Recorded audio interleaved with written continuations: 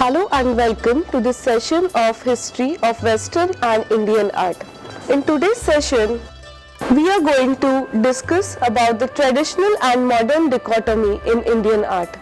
Before we begin to discuss about the history of art in India, especially after the coming in of British, we need to understand the continuous dichotomy or rivalry between the ideas of tradition and modernism, which are evident even today after years of independence.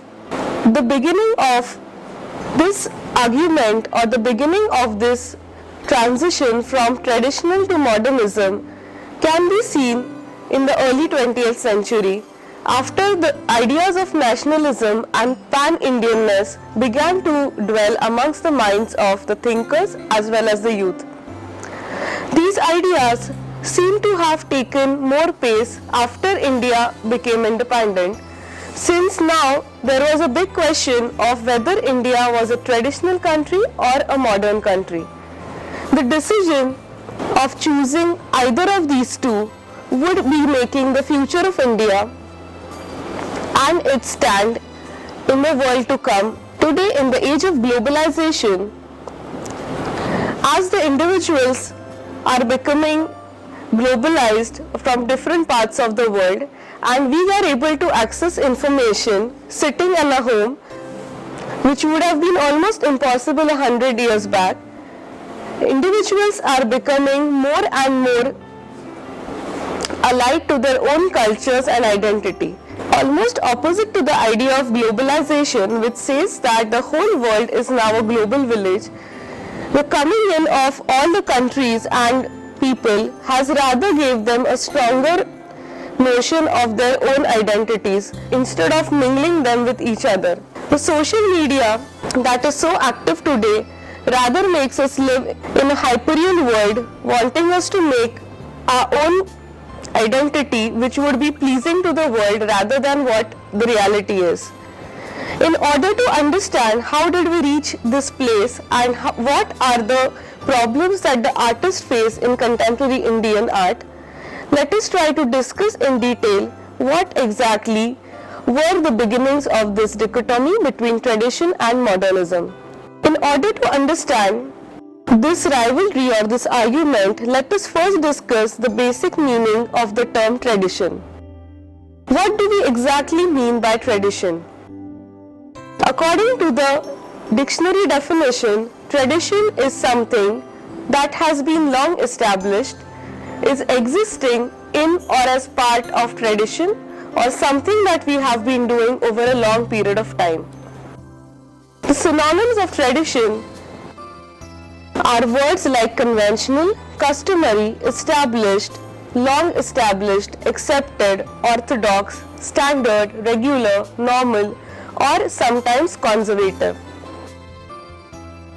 The synonyms which are attached to traditions invariably create the notions which confuse the ideas of what tradition could be. In the world today, the term tradition is many times used derogatively to speak about the orthodox views of an individual. In some places, culture is congruence with tradition, which in the real sense are not same. Culture is something that we develop over the period according to the needs of our time.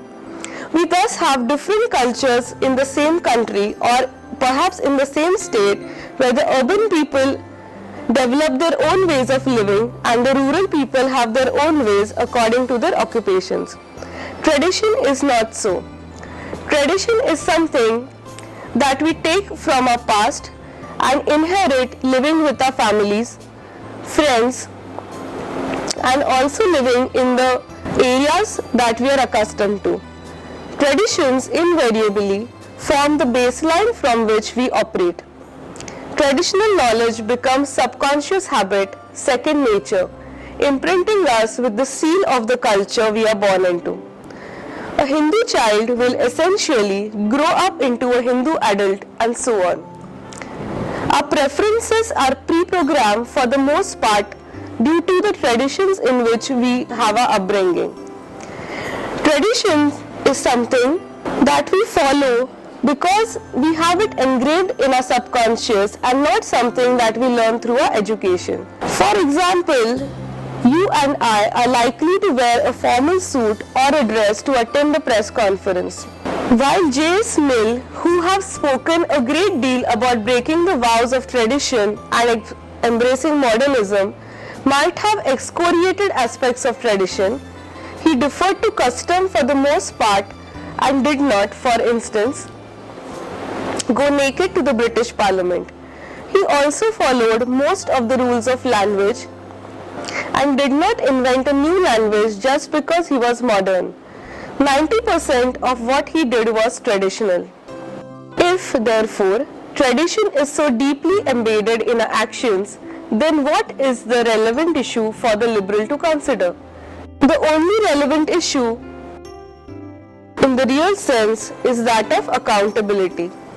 Tradition, in the real way to define, is not orthodoxy or conservative nature of a person, but is something that we follow irrespective of what ideologies we believe or what philosophies we trust into. The choices of our clothes, our haircuts, our makeups, the ways of our living room, the choice of our curtains, decor of the house, especially, is based on the tradition in which we are born. However modernized today we become as Indians, we still follow the basic rituals of offerings to God. Even if today we get the most modern machine from the latest company, having the latest programs, we still prefer to offer it a coconut or flowers before beginning our work on it. This attitude that we possess is not orthodox but is a tradition.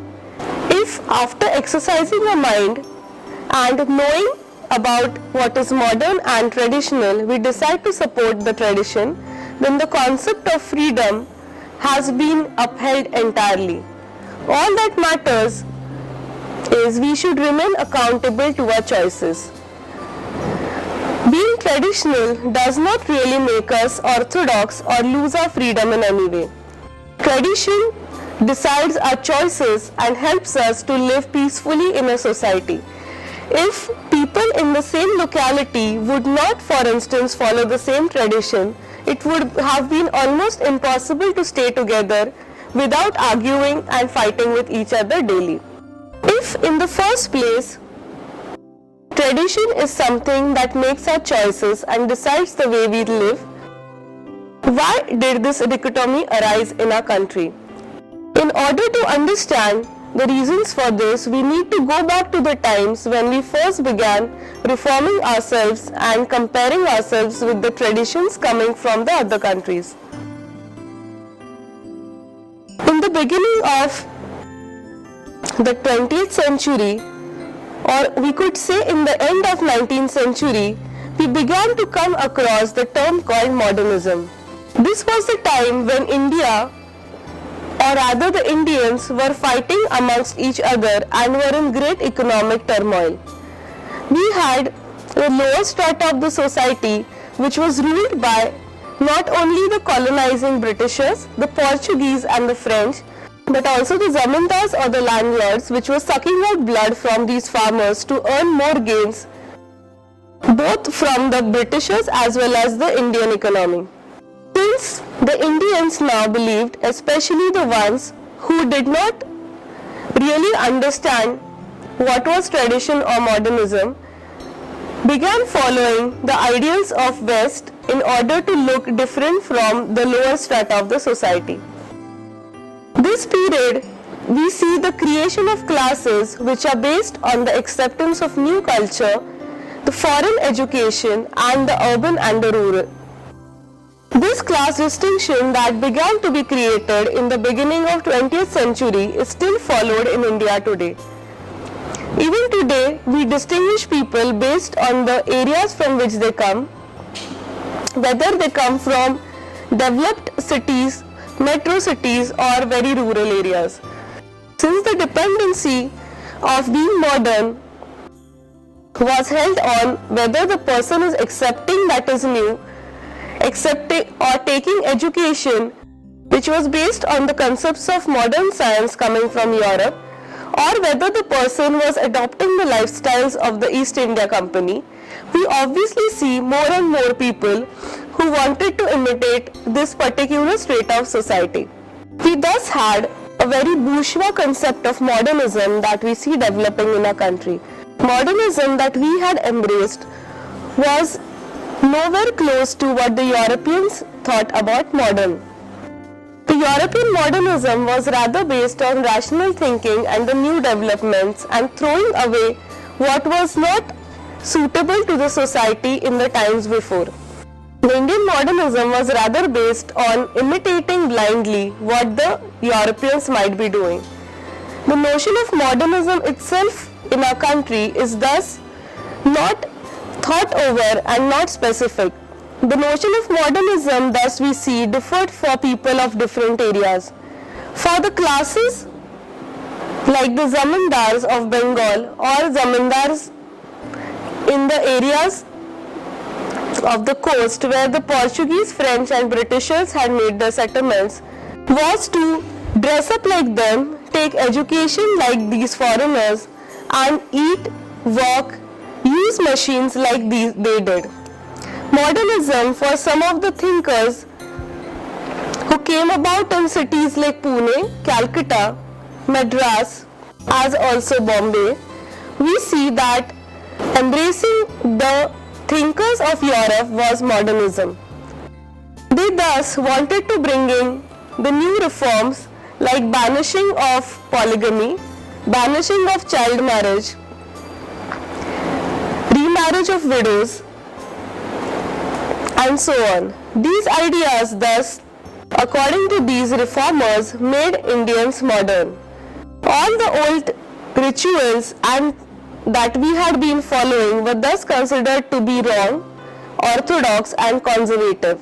This class of people thus formed an idea for the educated Indians that every ritual that we might be following was false, unnecessary and coming out from the minds of a particular section of society. We also have another section of modernism where we distinguish people from the areas where they came from. Essentially thus, people who were living in the modern cities of Kolkata, Bombay or Madras developed by the Britishers were considered to be unorthodox and accepting new values, whereas the people coming from rural areas who did not know how to use technology or did not speak in multiple languages were considered to be traditional and orthodox. Along with these, India also saw new reformatory movements coming from Dr. Ambedkar and the Dalit issues which were raised during the early 20th century. We thus have a new class of modernism which comes from non-acceptance of the caste system, throwing away all the ideas that were brought in by the high class or the Brahmins, and completely banishing the Indian ideas based on the original occupation division, and thus being modern equivalent to what the Europeans were. As we had a large strata of society of educated Indians, people living in urban areas, the zamindars who were wealthy and certain reformers who had taken their education in the other countries and come back to change our country, we had strong movements of Swadeshi and a nationalistic approach. The nationalistic movements created a contextual looking back at the glorious and classical past of our country and thus created new ideas of tradition. Unfortunately, the movement of nationalism that came about in arts did not create any modern idiom for our artists to come ahead, but rather took Indians back to the beauties of Ajanta, Ellora and Konark, Khajuraho, so on. The modern thinkers thus could not easily accept these nationalistic ideas in art because they did not really lead the Indian artist to have his own vision or have his own modern visual. The dichotomy between traditional and Modern thus went on increasing, as modern was everything that we did not do and traditional was everything that we had been doing over the years. An important aspect which changed after the beginning of nationalistic context was that the motivation behind art completely transformed from that of pleasure to identity of culture. The art thus was used for a particular purpose of showing our glorious past against the classical arts of Europe and forgot to be what it essentially was, to give enjoyment to the spectators and the artist. We see a number of false or not completely valid notions of Indian art based on Western methodologies that were created during this time, and ancient Indian art unknowingly put on the pedestal. Whatever was ancient and old in India thus became stationary and history. It stopped to being the part of daily culture of popular art and became something that had happened in the bygone years and had lost its beauty. It was an unfortunate moment for the development of arts in India, since the Indian art now was left only to crafts which were happening in small towns of our country. The classical Indian art was expressed by the scholars as something which we had forgotten and something that we had to regain and bring about again. Since it had become history, it stopped being tradition, since tradition is something that we inherently followed. We thus were essentially made to go back to the past and thus had repellent reaction towards it, as we were now being unmodern and orthodox if we followed what was already classical. The philosophies and books that these scholars referred to during this period were blindly applied to all forms of art, not understanding the difference between popular and elite. We thus see that rather than naturally having a feeling of rasa or naturally having a feeling of Shadanga and Chitrasutra, the philosophers and art historians have blindly tried to look out for rasas and shadangas in the already existing art. This blind formalistic approach of looking at Indian art, which is essentially naturalistic, created serious problems in the understanding of history of our country. Like the Britishers, many modern Indian thinkers also thus began believing that Indian gods were in real sense monsters and could only give spiritual awakening to the person. Most of the texts, which also described iconographies and formalistic methodologies, led to the thinking of students who were learning arts that Indian art was all about spirituality and religion and did not have any reflection of common life of beings. Almost till 5-10 years back, the Indian arts was looked upon as orthodox until we have new ideas of deconstruction and intertextuality who have tried to look into its real ideals and understanding according to the eye of an Indian. We can see, for example, by looking out some writings of Sister Nivedita, how the shaping of nationalism took place. Ravi Verma, who was blamed to be a non-nationalist artist, as he had followed the neoclassical ideas of Europe, was condemned and criticized by the Bengal school propagandists. We can have a look at the writings of Sister Nivedita on the function of art in shaping of nationality after Ravi Verma was called as the greatest painter of modern India by Modern Review. Sister Nivedita considered Shakuntala Patralekhan and Arjun Subhadra as grossly un-Indian and unfit for the subjects of art. She says that not every scene is fit for painting a picture. In a country in which that posture is held to be ill-bred, every home contains a picture of a fat woman lying full length on the floor and writing letters on lotus leaf, as if this sight would outrage decorum in actuality or could be beautiful in imagination. In a country where romantic emotion is never allowed to show itself in public, pictures of wooing of Arjuna and Subhadra are making turns around. This description of the works of Ravi Verma given by Nivedita show how the idiom of Indianness and traditions was bombarded on the society and the nationalist thinkers. What Indians liked or what was the romantic emotion was being described by the intellectual theorist without taking into consideration what the popular Indian common man would believe. Unfortunately, these ideas of modern Indian and the traditions of their ways of behaving in public, which were decided during this formation of nationalistic idiom, have been posing a problem in our modern life even today. The ideas of decency and public behavior that we believe in today are not really what the original Indian might have been. These intellectuals formulated the way of living of people which seeped into our culture and almost made our traditions a long past history. The notion of beauty and imagination, like that of Indianness, in quotes, emerged as issues of contention. The dominant lobby of Orientalists and nationalists used these to assert a new code of refined taste and high art. However, the definition of Indianness, the sense of right and wrong, remained largely a matter of rhetoric. Nivedita provides a typical example when she describes an Indian painting, if it is to be really Indian and really great, must appeal to the Indian heart in the Indian way.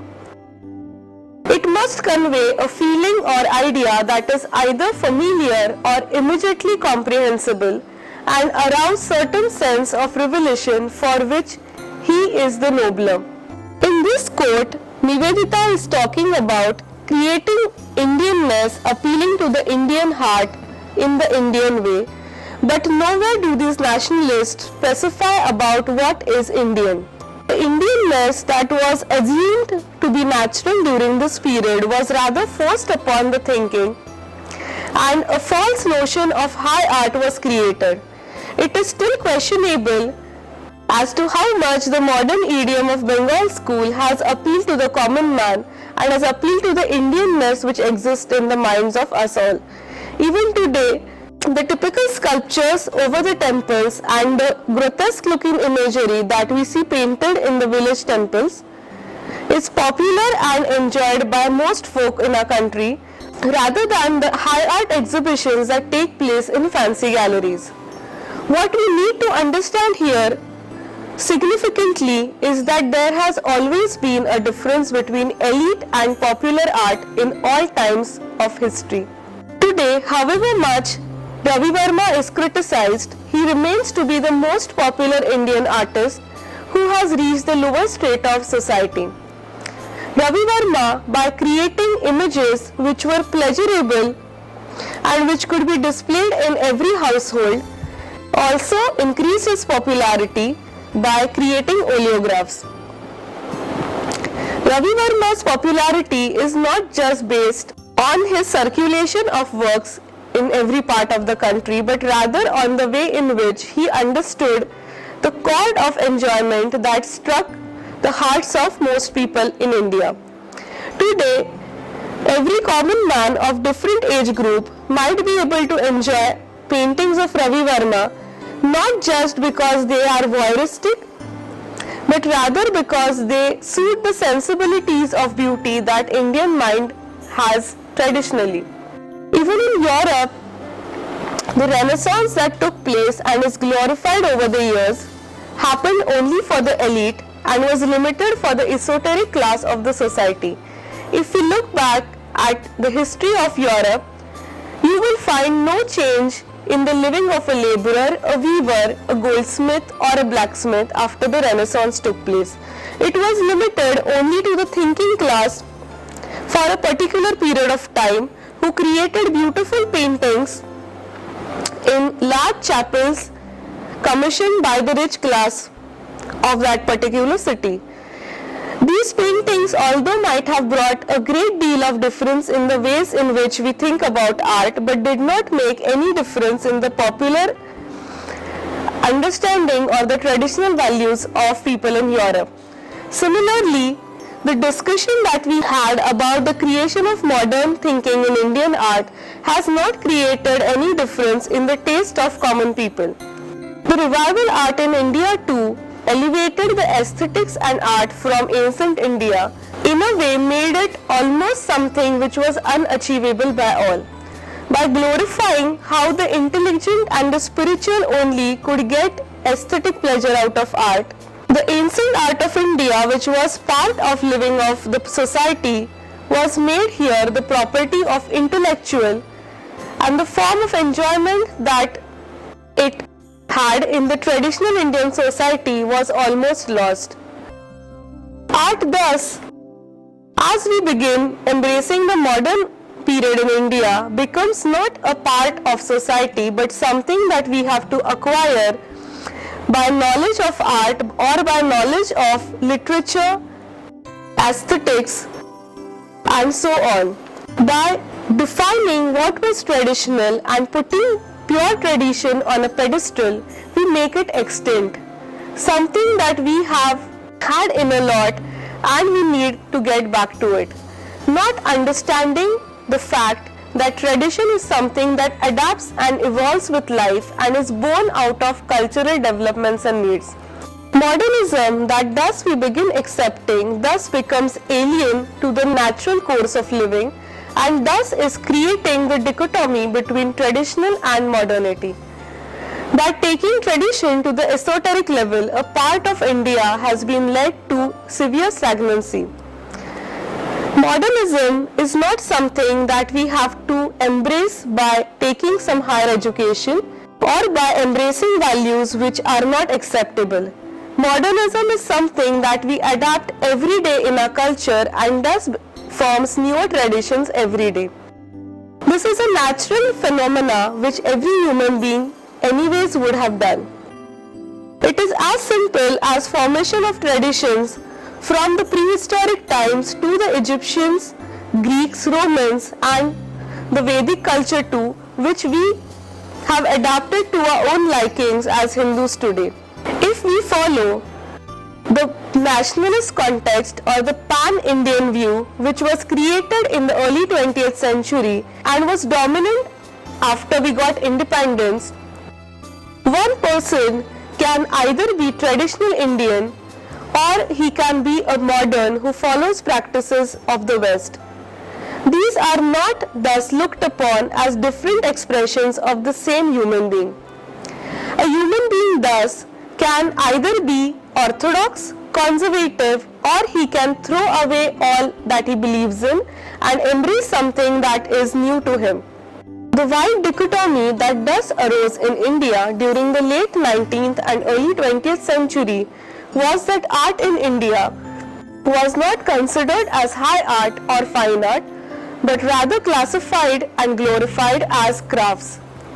The new idiom which was to take place was not just against the Indian and Western, but was between the art and the craft.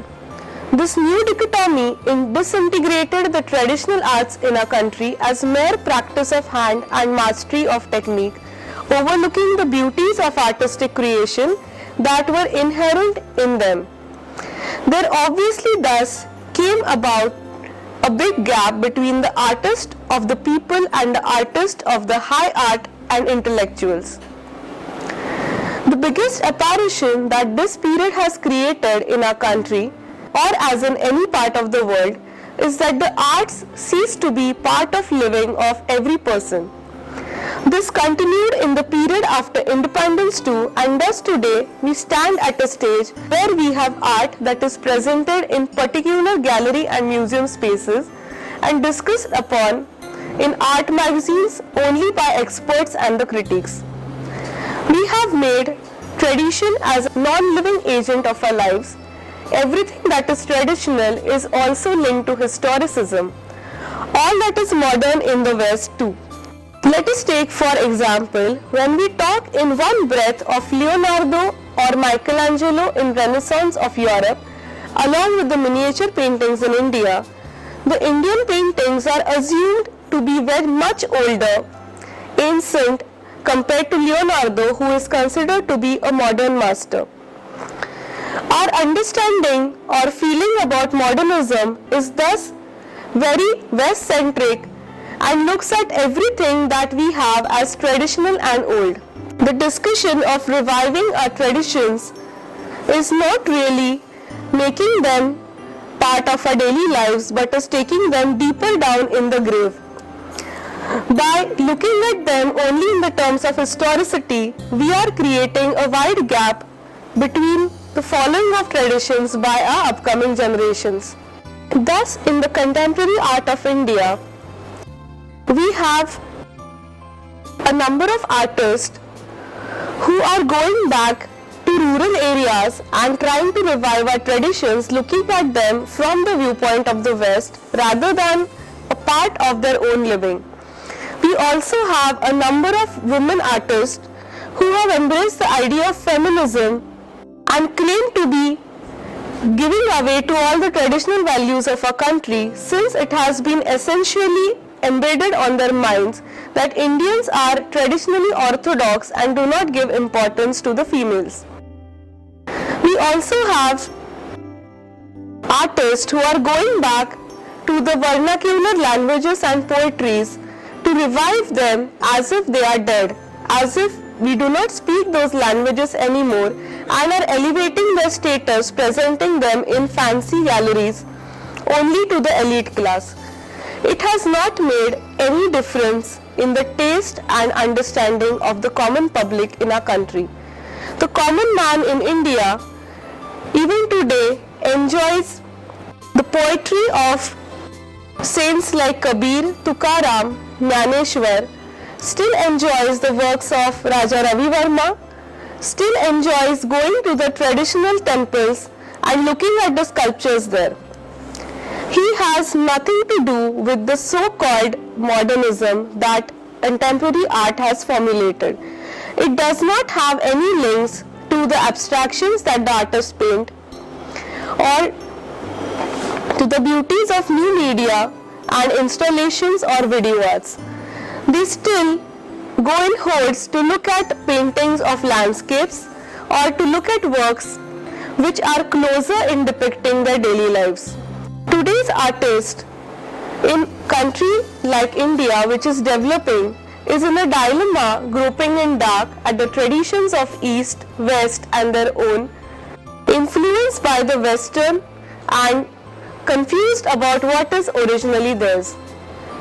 Unfortunately, we forget that the tradition is what we live and modern is how we adapt to our times.